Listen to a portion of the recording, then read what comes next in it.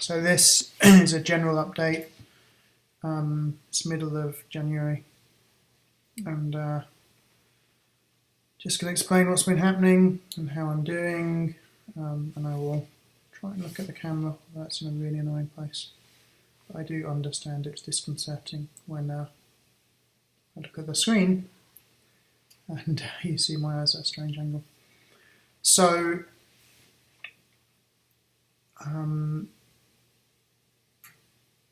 December was very tough. Towards the end of December, I had a couple of weeks of very severe kind of clinical depression that manifested itself mainly as kind of weeping uncontrollably many times during every day, basically.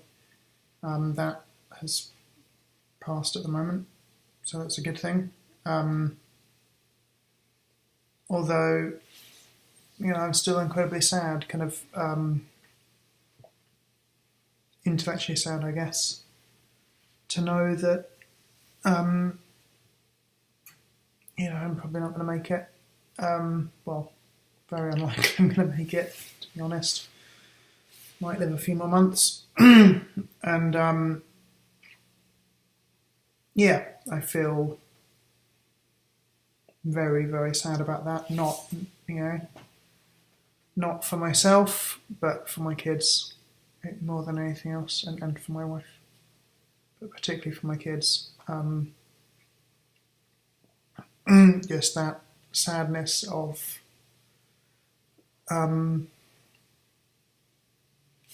just thinking that I won't be able to help them out throughout their lives. All the things I want to help them with, teach them.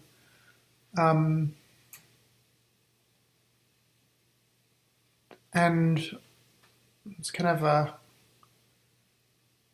so my son is going to be 8 years old soon, and my daughter's 3.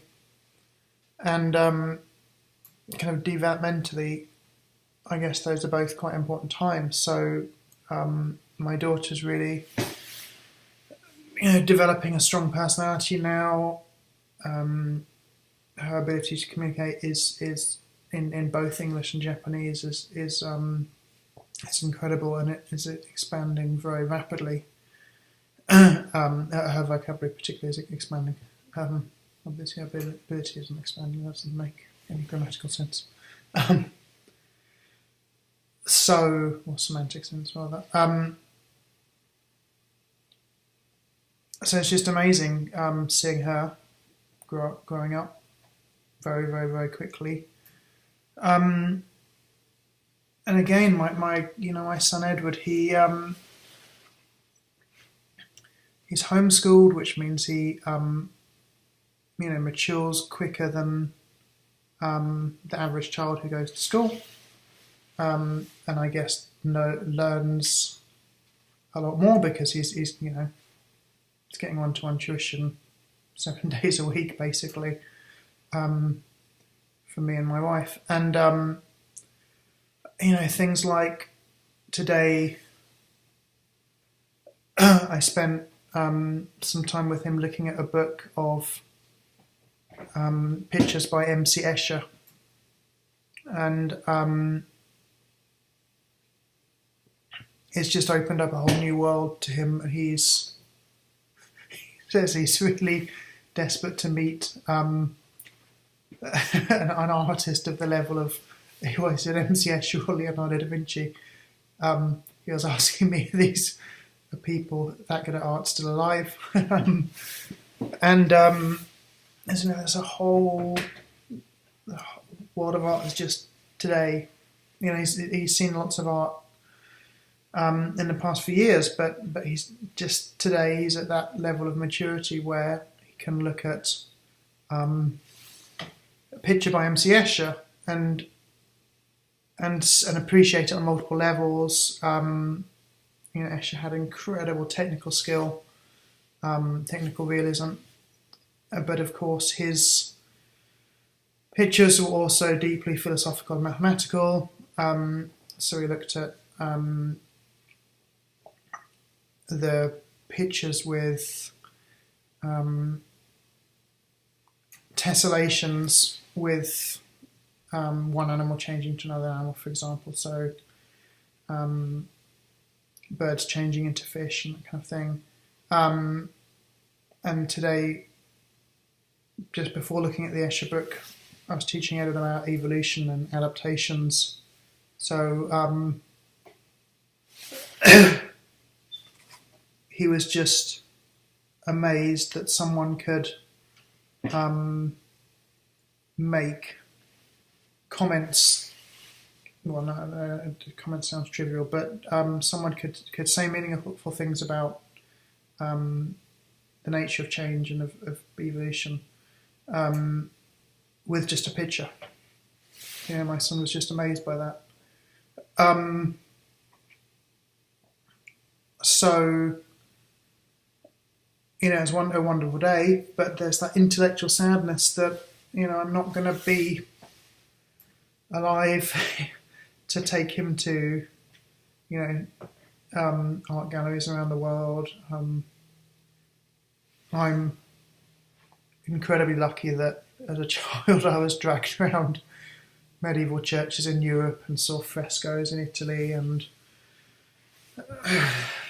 saw works of Leonardo da Vinci and Michelangelo and there's all those things, going to see Sistine Chapel and many times going to the Van Gogh gallery in Amsterdam and just it's always been such a wonderful part of my life, and I'm not going to get to share that with my son, and it might be that he's not going to have someone in his life to introduce him to those things. And obviously the same goes for my daughter as well. So there's this, I just have this incredible sadness, not a kind of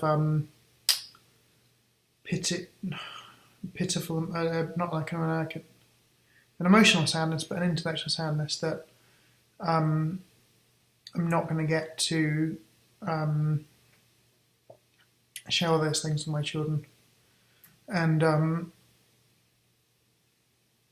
there's a big concern that there might not be anyone in his in my children's lives who has the time and the opportunity to introduce them to all those things. So, of course, my children as they grow up will discover many things for themselves, but it's different.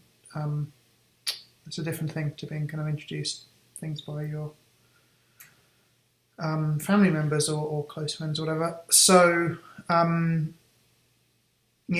still it's kind of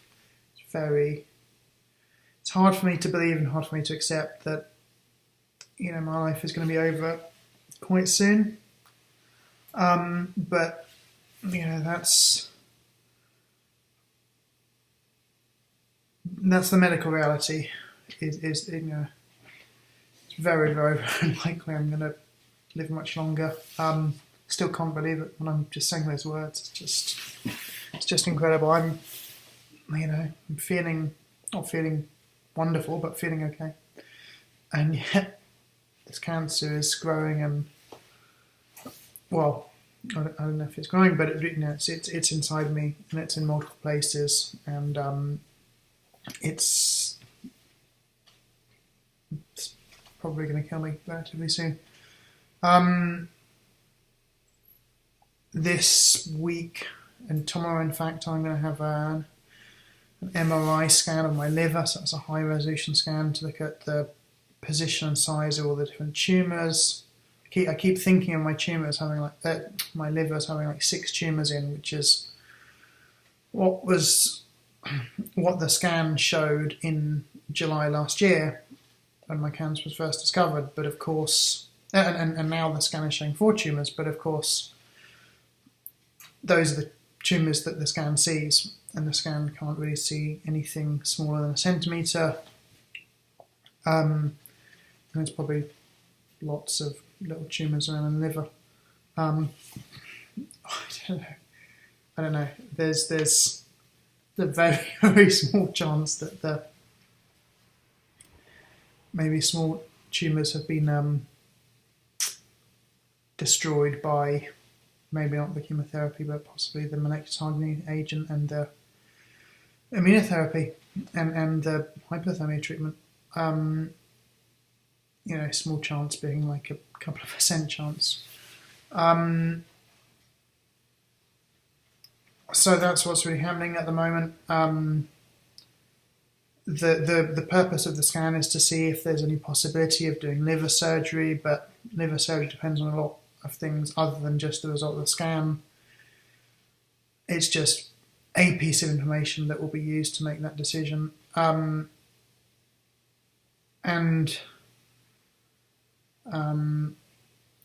thing about cancer, and it's in multiple places, is that if you, and it sounds counterintuitive, but if you treat, remove, destroy the cancer in one part of the body, you haven't progressed even a tiny single step. It's nothing. It's utterly irrelevant.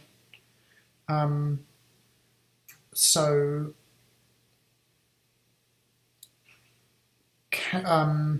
cancer surgeons and oncologists, or whatever, they're always trying to treat all the cancer at once, because it's basically like your outcome is dictated by the worst of all the different situations going on in your body.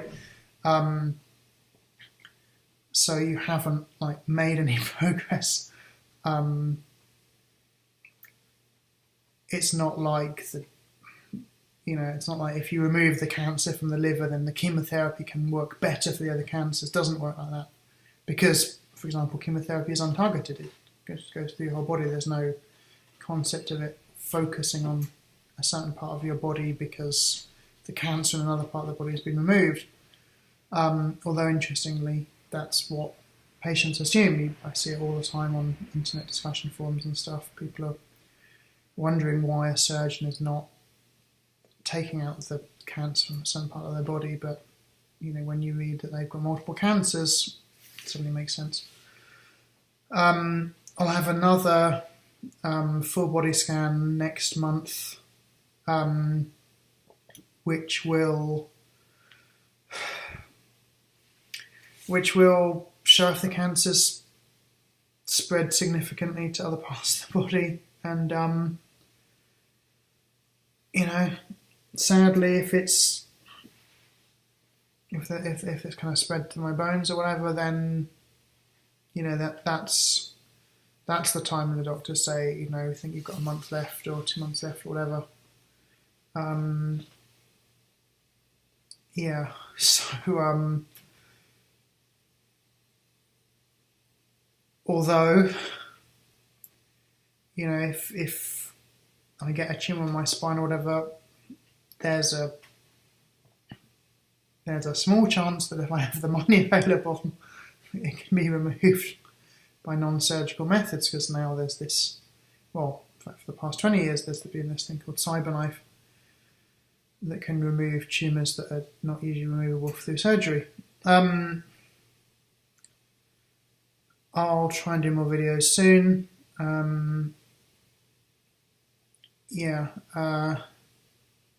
I should explain the reason my videos end abruptly is because with YouTube I can only upload like a 15-minute video.